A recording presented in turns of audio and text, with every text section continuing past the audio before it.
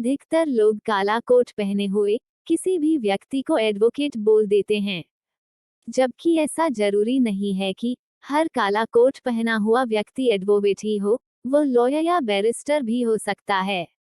आमतौर पर लोग एडवोकेट, लॉयर और बैरिस्टर के बीच के फर्क को समझ नहीं पाते हैं और तीनों को एक ही मान लेते हैं, जबकि सत्यता यह है कि तीनों शब्दों का अलग अलग अर्थ है।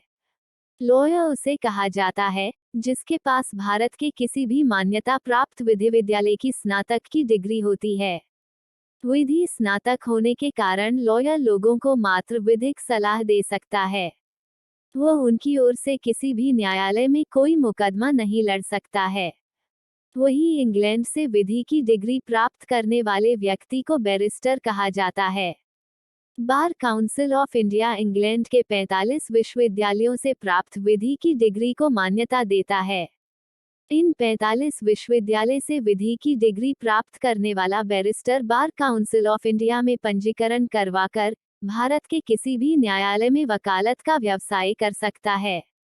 राष्ट्रपिता महात्मा गांधी ने इंग्लैंड से विधि की डिग्री प्राप्त की थी, इसीलिए उन्हें भी बैरिस्टर कहा जाता है। वर्तमान में सांसद असुद्दीन ओवैसी को भी बैरिस्टर कहा जाता है, क्योंकि उन्होंने भी इंग्लैंड से विधि की डिग्री प्राप्त की है। वही एडवोकेट उसे कहते हैं जो किसी भी स्टेट बार काउंसिल एवं बार काउंसिल ऑफ इंडिया में पंजीकृत होता है और जिसे बार काउंसिल ऑफ इंडिया से विधि व्यवसाय करने का लाइसेंस प्राप्त होता है। Advocate supreme court, high court, जिला एवं सत्र न्यायालय या किसी भी ट्रिब्यूनल में किसी भी व्यक्ति का मुकदमा उसकी ओर से लड़ सकता है।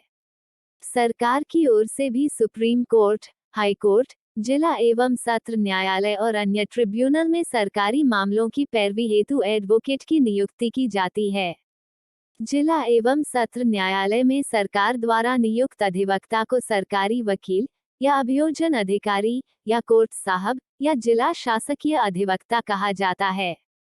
पूरे जिले में एक ही शासकीय अधिवक्ता नियुक्त किया जाता है, जिसकी सहायता के लिए अन्य सहायक शासकीय अधिवक्ता नियुक्त किए जाते हैं।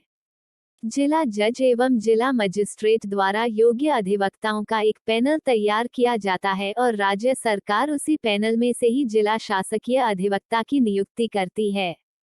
यदि पैनल में किसी अधिवक्ता का नाम नहीं है, तो राज्य सरकार ऐसे व्यक्ति को शासकीय अधिवक्ता नियुक्त नहीं कर सकती है।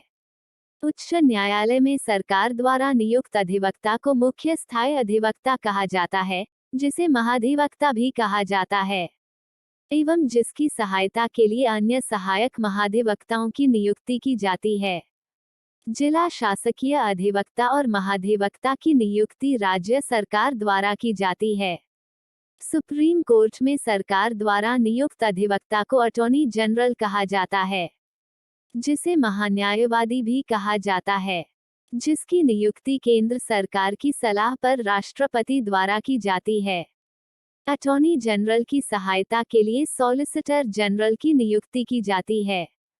सॉलिसिटर जनरल अटॉर्नी जनरल के अधीनस्थ कार्य करते हैं। संविधान के अनुच्छेद 76 में उल्लेख है कि अटॉर्नी जनरल भारत का सर्वोच्च कानून अधिकारी है। भारत सरकार के मुख्य कानूनी सलाहकार के रूप में वो सभी कानूनी मामलों पर केंद्र सरकार को सलाह देते हैं।